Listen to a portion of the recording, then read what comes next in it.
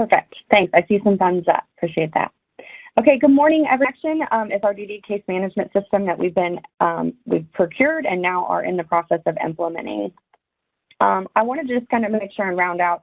Staffing changes happen. You guys know this every day. They change anywhere you work.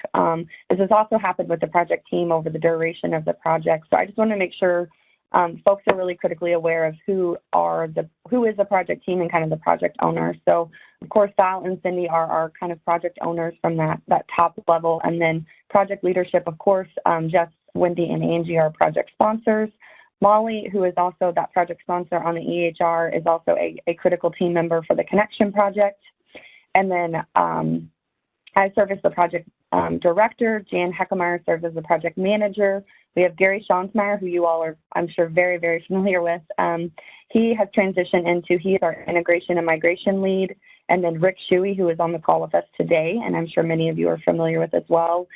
He is also our DMH configuration architect for this project. And then we have several folks that work with us on the ITSD side that really help support this project. So Randy Locke is our project manager. And then Jeff Ogden is our PM oversight from ITSD and helps us as well. FEI Systems, this is our vendor, and Dean Hubble is our current systems project manager.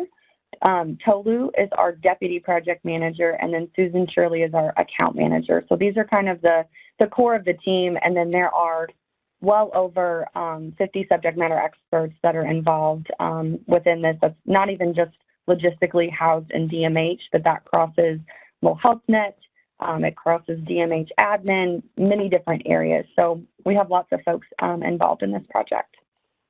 So I wanted to bring us back to the why. I think it's always good to kind of take a step back and think about what was our project problem statement when we wanted, well, what do we want to solve? What is our why? It's always important to ground ourselves in that. So again, it very much mirrors what the EHR project had as their why.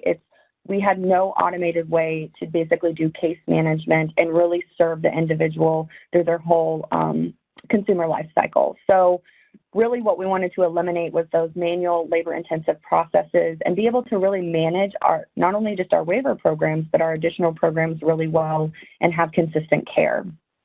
So the journey began to have the goal and kind of the purpose of the system was to, again, as Phil had mentioned, implement a commercial off-the-shelf system, a web-based system. So that commercial off-the-shelf is where you really focus on configuring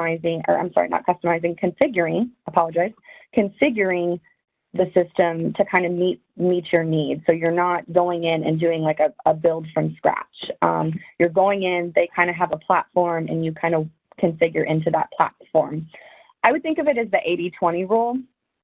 80% we want to fit into that COT solution, and then 20% there will probably have to be some minor customizations that happen. So that's kind of really the rule of thumb that we've held in this project. And it's focused on the support of those home and community-based waiver programs, but we also have our other programs in there as well, like information support, case management only, things like that. So it is going to be an inclusive system that will support programming for Medicaid and non-Medicaid services that are supplemented by the division and supported. So the goal, again, was that really being able to document and transform that consumer life cycle care. So we wanted information and referral touched on, we wanted intake, assessment, reassessment, the care planning, service authorization, service delivery and payment, and then our case closure and reporting all needed to be an inclusive solution. So long history here. We started all the way back in 2017. So I thought I would share kind of where we've been and we're going to journey to where we're going. So where we've been, 2017, we started this process of putting together what's called a advanced planning document. I know it's very redundant. It's a CMS term. But what that does is we submitted and we wanted to get that FMAP 90-10% match, federal match, that 90% federal, 10% state match in order to be able to procure the system and implement the system. So there's a long journey and process where we had to work with CMS to do that. So we went through the whole entire process to be able to do that, to develop our RFP. We were awarded and submitted that approved PAPD in 2018. Then in 2019, we put out our request for information. Then through the course of 2019, we were awarded our implementation. We moved from kind of planning to then our implementation document, planning document with CMS. We closed our RFP, and then our vendor proposals were received in August of 2019. In 2019, we had what's called oral demonstrations with 4 vendors, and then we selected our vendor in January of 2024. And that was processed, and that was FEI Systems was awarded that vendor. We did receive a protest in early 2020. I truly feel like 2020 was just not a great year. COVID, protests, not a good year. So anyways, we moved past that, and we're able to start the implementation and really kick off the project in July of 2020. So that takes you through this. So I have a lot of people ask this question, so I thought this would be a good opportunity. They ask, who is FEI? Who is FEI Systems? So FEI stands for Focused eHealth Innovations. Their mission is really connecting every dimension of health and human services and where it matters the most. So they really offer a wide variety and platform of case management IT solutions, and they're really specifically focused on state and local IT agencies, local department agencies and managed care organizations. We are using specifically a product called, what we procured was Carity, but we have renamed that ConneXion. So our journey from ConneXion to, or from Carity to ConneXion. So you can kind of see the managing the full continuum of care was really the solution that FEI was able to provide. So it has those screening and assessments, waiver eligibility, service planning, service delivery and claims, and then quality monitoring. So this is really our goal as we've been on the journey since July of 2020, configuring Carity to become what we know as ConneXion. So our project timeline. So our startup and planning, again, what we considered started in July 2020 when we got the go-ahead from OA and CMS to start the project, and our funding started. We are currently in design, build, and configuration. That started immediately in August of 2020, and we are going to be wrapping up that segment of the project in September of this year, so that's very exciting. We're really close. We're about 90% complete with gathering requirements, and then FEI is about 45% done with the configuration and build of those requirements. We do an agile process, just for folks' awareness, is that we don't just stay in one single phase of the project. We have those 6 different phases of the project. We don't just stay in one phase. We actually work in all of these others and try to get ahead. So we have been doing some testing as well. We're going to be beginning some preliminary testing with billing and claims over the summer, so that's really exciting. And then our go live, and I think that's probably the most important date for most folks, is May 17th. And I know we're right at time. I'm going to get through this very efficiently if you can hang on with me. The current project progress. So we are 78% complete at this time with implementation of this project. We have completed the startup and planning phase. Like I said, we are really, really close to closing out the design, building, configuration. We are working on testing. We had some turnover in our testing team from the vendor, so we're vigorously trying to catch up in that area. I put it in yellow because it's something that we've got to work really hard to make sure that we get caught up on. And then deployment and implementation, we're doing a lot of things there, and then we're working through our CMS certification process.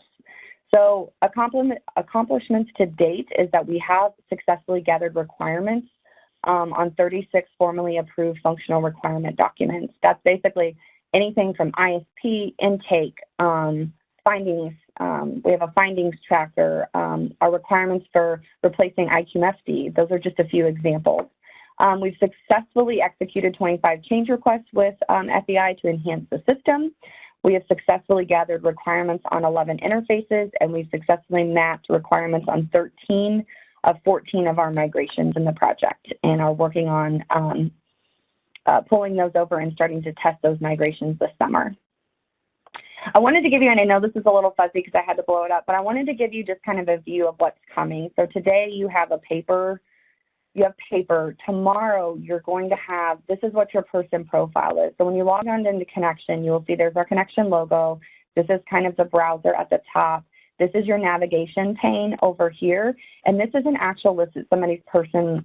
This will be an individual's profile. So then you can see their person information. You can see alternative names, addresses, phones, and as you continue to scroll through the Carity or the Connexion system, you have this navigation over here to kind of skip around to certain sections of the person profile to view it. So I wanted to give just a little snippet. Another one that I really like that's cool, and I apologize for the clarity in these. We'll try to clean these up before I post these, is the dashboard. So if you're a service coordinator and you're logging in, you're going to have the specialized dashboard where you'll see what's going on today, what notifications you have, applicable folks that would be in your caseload, any of your notes. So you can write down your own notes here of things that you need to do or reminders that you need to do, tasks that either have been assigned to you or that are overdue, or things that you want to track as your own tasks. You can do that. So supervisors can add tasks to this. Individuals, personal service coordinators can add tasks for themselves. And then you have a messages inbox. So anybody that is able to get into ConneXion and has a user ID for ConneXion, you will be able to message each other. So this is huge. So I'm really, really excited to showcase this. We've also had some additional, this is not a full picture of the dashboard, but I just wanted to show at least some snippets of this. Okay, so what's coming? We are closing down requirements, really focused on closing out build, and really, really launching into testing. What is coming for you all is we have more walkthrough demos for all of our stakeholders, and you guys are absolutely 110% our stakeholders. So we will have one that I'm really looking forward to is the ISP and the service planning. So I'm hoping later this summer, I'm thinking probably August timeframe, we'll hopefully be able to really take you through what the assessment, ISP, that kind of that service planning demonstration and walkthrough will look like. So really looking forward to that. Mini UATs, these are called UATs or user acceptance testing. We're going to do some more of those to just make sure our configurations, it's basically a double check to make sure that what we are configuring works. And then we'll have webinars. I'm planning a webinar series for probably July, August timeframe to go through and do kind of a ConneXion 101. So you guys really understand where we are today and where things will be tomorrow. So here's what I do in Seymour today. Here's what it'll look like tomorrow with ConneXion. So to give some more granularity, what integrations we have with ConneXion and how that looks and feels. We're planning user acceptance testing. There is a formal user acceptance testing process that will happen this fall. So about September, October timeframe, we'll begin that, and that'll last for 2 or 3 months. And then we do have a pilot billing and claims testing process, and that preliminary billing and claims testing is happening actually starting next week with FEI, MMIS, and DMH. And then we are completing our training plan and strategy. So this is my last true content slide, and I apologize for being 5 over. I know we're shoving a lot in today. So another drink of that coffee. So our training approach, I wanted to kind of share some information and timeline on training, because this is probably I'm sure the thing that you're really wanting to know a little bit more about. So training approach is, it's train the trainer. So FEI will have folks come in that conduct education and training for our train the trainers. So we will have them come in, they will do that, and then those trainers that were trained by FEI, that's a lot of train in one sentence, will then train our end users. So we're going to be training on, this is a very different training, probably different than you've had in a very long time. It's truly training on how ConneXion works and its functionality. I don't want to set up an expectation that you will come in as a service coordinator and somebody's going to walk you through exactly how to do an ISP and all of the procedures and process and policy behind that. That is not a realistic expectation. A realistic expectation is to come in and you're going to learn an overarching understanding of how you use the system, important forms to you, and how to truly navigate the ConneXion system. So I just want to set that expectation up. Training will 110% be required. This is critical for us to have a successful go live.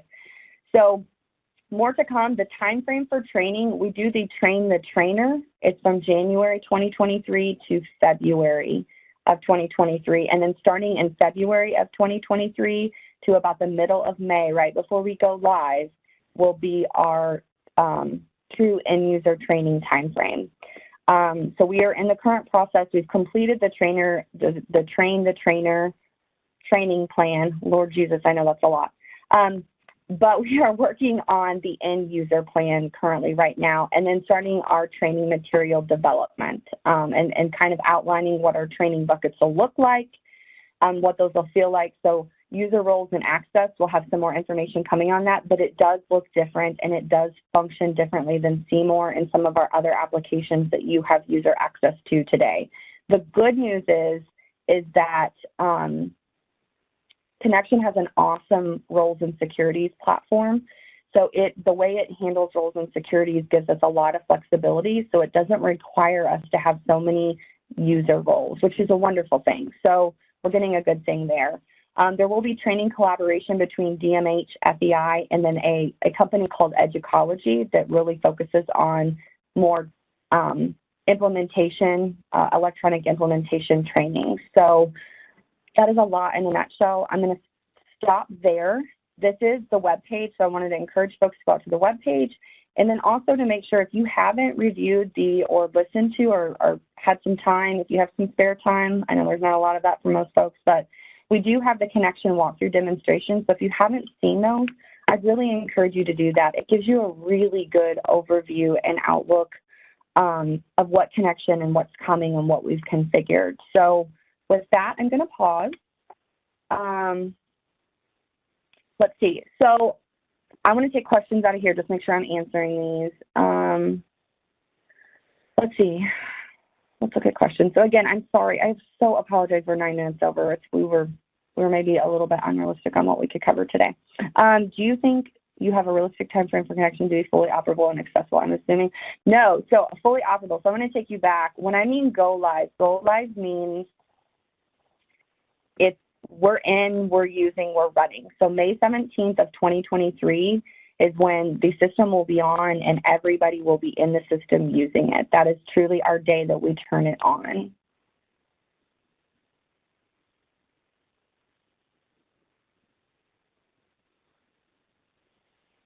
Okay, so let me see if there's any, does anybody else have any questions? Feel free to come off mute too. I'm happy to ask, answer any. Yeah, hi, Fred Proviance, Seven Hills. Is there going to be a PowerPoint to this presentation? I'd sure love to kind of get my feet wet. Thanks. Yes, I'm sharing a PowerPoint right now, but I'll make sure we send that out post. Absolutely. Thank you. So once it's converted, that's a great question. Once this is converted, Seymour will not be accessible, correct? Actually, that's not. So we're not retiring Seymour. So the implementation of ConneXion isn't to be a full replacement of Seymour. It's to fully take out kind of our billing and claims pieces for the most part, but then also to be able to marry our service planning, provider contracts, and our billing and claims components. I will be honest with you, there are aspects and components of Seymour that will still have to be utilized, and that is more information that we want to share with you. When we go through integrations and migrations, it's going to give you a really good picture. But I would say comfortably a good 95% will be covered in ConneXion. EMT is something that will still be done. That's one that I can share pretty transparently. EMT will be done still in Seymour. There will be, the great thing that we're getting that folks don't have now, which is an enhancement, is that there will be a feed of certain incident data that comes over to ConneXion, and there will be a report for providers and service coordinators to have access to that data, and they will have a pretty report that gives them specific data for some of that incidence data. But EMT will still live, and you will still do your process for EMT in Seymour EMT. But as far as service authorizations won't be done in Seymour. Those will be truly driven out of the ConneXion system. And they're actually going to be auto-generated from the ISP. So there will be no more manual entry of service authorizations. It will be auto-generated from the ISP, the creation of the ISP. There's also a person portal, so that's really exciting. So individuals now be able to access the person portal and be able to have a view of their information. They'll be able to message their service coordinator. They will be able to get a copy of their ISP. So those are really exciting things that we don't currently have. How about support agencies, Coffer? Oh, yes. Yes, that's a good one, Fred. Yes, we have an interface with Acumen. So we do have an interface with Acumen, or whoever at the time is our SDS. We'll keep that live with whatever SDS fiscal agent the state has. But we will be having that Acumen interface. Another interface we have is with Hearst. So I know many of you use the Hearst platform as well. We will have the PDFs that you do for the plans that come out of Hearst will come over into ConneXion, and we'll have a two-way feed in order to be able to have individuals that are in ConneXion match individuals that are in Hearst. Let's see, Rick. I don't know. Rick, do you want to highlight any other kind of big things? I think the other thing is that we are completely replacing IQMFD. So that is going to be completely housed now in ConneXion. So you will no longer have, if you are in a regional office, you will no longer have access, you'll no longer need or have access to IQMFD after a certain transition period.